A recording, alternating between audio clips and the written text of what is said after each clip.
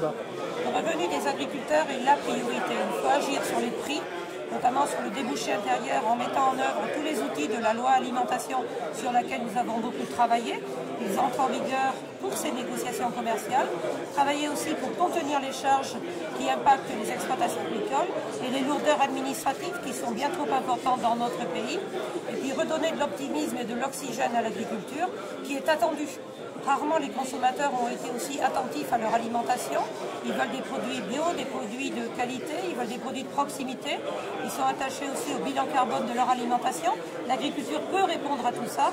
Nous sommes dans un département où l'agriculture de qualité est très implantée. C'est un vrai atout. Est-ce que vous êtes d'accord avec l'avenir? C'est moins d'utilisation de produits phyto. La terre, il faut la préserver aussi. Puis il y a l'alimentation derrière. La société aujourd'hui est plus regardante sur son alimentation et sur les modes de production. Elle veut moins de chimie dans tous les domaines, aussi dans l'alimentation, les cosmétiques, le logement. En agriculture, nous travaillons pour réduire l'usage et les impacts des produits phytosanitaires.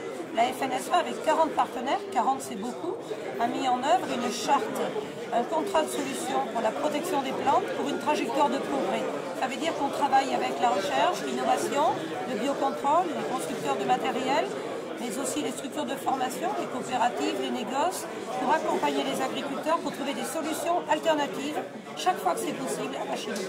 On ne peut pas s'en passer du jour au lendemain en claquant les doigts, mais il faut travailler le plus possible pour répondre à cette attente et réduire sans être dans des impasses. Votre avis sur le glyphosate? La France a pris une décision controversée de dire qu'elle allait régler le problème en 3 ans, alors que l'Europe avait dit 5 ans. Aujourd'hui, des voix s'élèvent pour dire que ça sera difficile de le faire en 3 ans.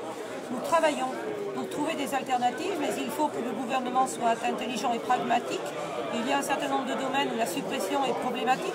L'agriculture de conservation des sols, les vignes et les vergers en pente, il y en a dans ce département, c'est reconnu par l'INRA, donc il faudra appréhender au cas par cas en temps utile.